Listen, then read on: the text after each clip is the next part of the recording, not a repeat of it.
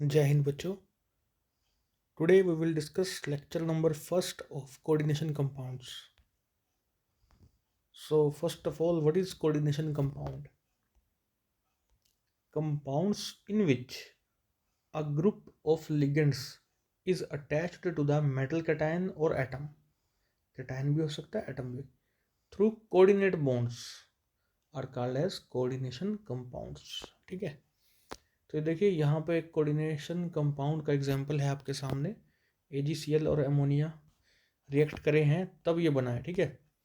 तो देखिए Ag है, फिर अमोनिया है 2 और Cl बाहर है, एक स्क्वायर ब्रैकेट है, इसको बोलेंगे कोऑर्डिनेशन कंपाउंड. तो यहाँ ग्रुप ऑफ लिगेंड है, अमोनिया है. ठीक है. Cl जो है बाहर है, तो किस तरह की लिगेंड है ये जैसे जैसे आगे आगे बढ़ते जाएंगे हम डिस्कस करते जाएंगे. तो मेटल कैटायन यहाँ पे या एटम जो है हमारा सिल्वर है यहाँ पर, और अमोनिया जो है उसके साथ कोऑर्डिनेट बॉन्ड बना रहा है. कोऑर्डिनेट बॉन्ड क्या होता है? जिसमें नाइट्रोजन जो है अपना लोन पेयर दे रहा है एक तरह से. ठीक है. लेकिन ये लोन पेयर नाइट्रोजन के पास ही ज़्यादा रहता है. ठीक है. तो इसलिए इसको एक एरो से दर्शाते हैं कि नाइट्रोजन अपना लोन पेयर एक तरह से सिल्वर को दे रहा है, शेयर कर रहा है. तो इसको बोलते हैं कोऑर्डिनेट बॉन्ड, जो कि एरो से दर्शाया जाता है. Complex ion.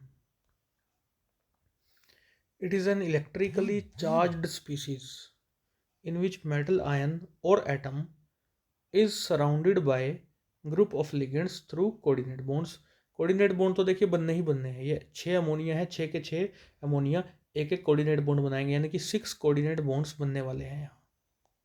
ठीक है. निकल इज द सेंट्रल एटम, और ये एक ब्रैकेट में बंद है, जिसको स्क्वायर ब्रैकेट में बंद है, and it is having some charge 2+. so electrically charged species है.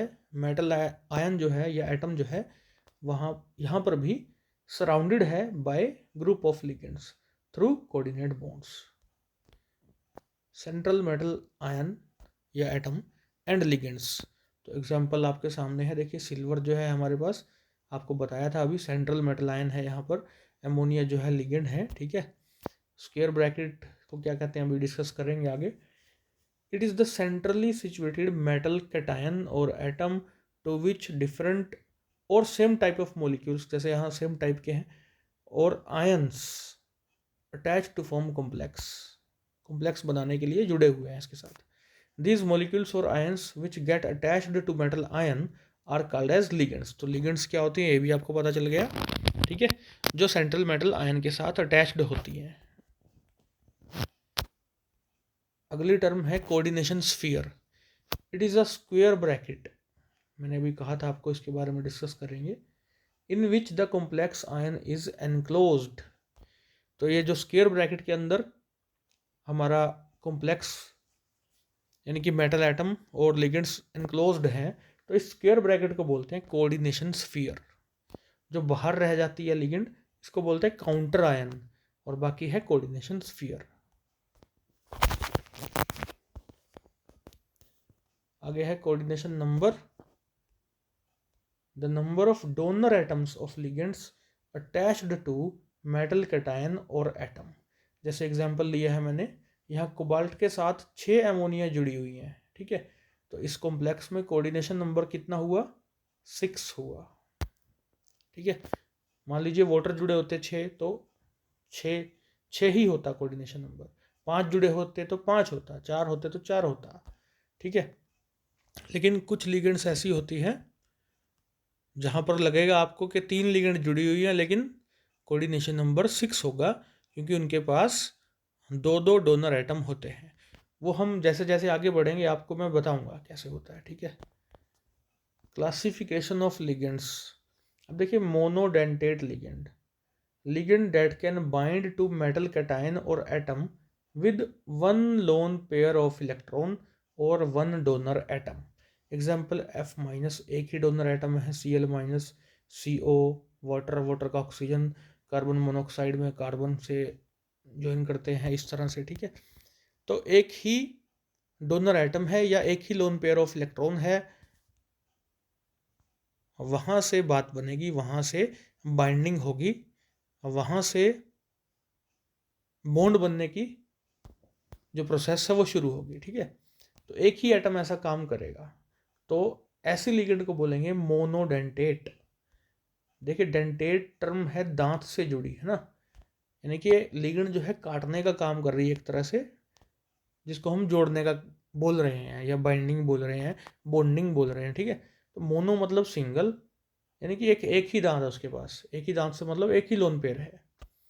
ठीक है, एक ही डोनर आइटम है। अब अगला देखिए बाई डेंटेट। बाई का मतलब दो, या डाई डेंटेट भी हो सकता है। ठीक है, तो बाई डेंटेट ही होता है, ज़्यादातर हम लिखते हैं। तो बाई का मतलब भी दो होता है, डाई का मतलब भी दो होता है, यानी कि इसके पास दो दांत है, यानी कि दो लोन पेयर है या दो डोनर आइटम है।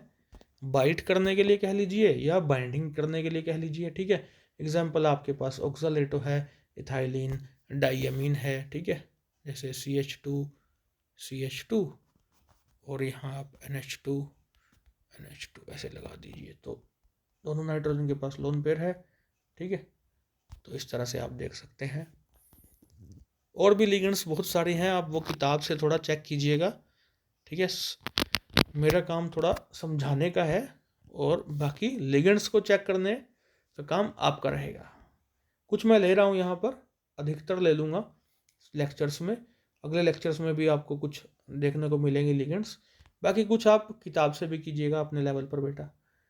चलिए बच्चों, पॉलीडेंटेट लिगेंड्स देख लेते हैं। पॉली का मतलब होता है मैनी, बहुत सारे। डेंटेट तो दांत ही है, यानी कि लोन पेयर, जिनसे वो मेटल को काटेगा, मेटल से जुड़ेगा, बाइंडिंग करेगा। तो यहाँ पर more than 2 loan pair of electrons होंगे। एग्जाम्पल देखिए, बहुत बढ़िया एग्जाम्पल है EDTA, इथाइलिन डाइअमीन टेट्रा एसीटेट। यहाँ 2 कार्बन है, इथाइलिन, डाइअमीन यानी 2 नाइट्रोजन भी दिखाई देंगे, टेट्रा यानी 4 एसीटेट। ठीक है, तो आप इसमें माइनस भी दिखा सकते हैं H हटा के। तो आप कह सकते हैं कि एक, मैं कलर बदल देता हूँ, 1 2 3 4, नाइट्रोजन के पास लोन पेयर है तो 5, इसके पास भी लोन पेयर है तो 6। तो टोटल 6 तरह से या 6 डोनर आइटम्स हैं इसके पास, जहां से ये बाइंड कर सकता है। 6, so it's coordination number is 6। मतलब ये किसी मेटल के साथ अगर जुड़ी है ना, अकेली ये लिगेंड अकेली, आपको लगेगा इसका कोऑर्डिनेशन नंबर मेटल का 1 रहेगा, कि मेटल के साथ तो एक ही जुड़ी हुई है। लेकिन अगर EDTA जुड़ी हुई है बच्चों, ध्यान रखिएगा कोऑर्डिनेशन नंबर आप 6 बोलेंगे। चलिए आगे बढ़ते हैं हम। एलोय फॉर्मेशन, ये गलत चीज़ आ गई है यहाँ पर, ये कोई दूसरी स्लाइड आ गई है बेटा, इसको यहाँ से हम काट देते हैं। ठीक है, ये डी ब्लॉक की एक स्लाइड यहाँ गलती से रह गई है। चलिए, तो इस लेक्चर में इतना ही था। Thank you very much. इसके बाद फिर से मिलेंगे अगले लेक्चर में। जय हिंद।